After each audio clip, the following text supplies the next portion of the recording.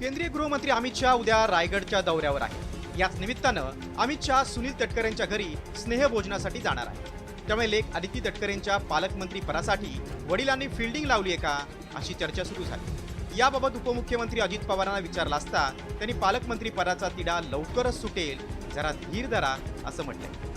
मुख्यमंत्र्यांनी स्वतः लक्ष घालून तिथला जिल्हा नियोजनचं काय जो काही त्यांचं बजेट असतं ते आम्ही दिलेलं आहे, निधी दिलेला आहे, दोन्हीकडे निधी वाढवलेला आहे, 22,000 कोटी रुपयाची सगळीकडे तरतूद केलेली आहे। सुटे थोडासा धीर धरा, धीरे धीरे।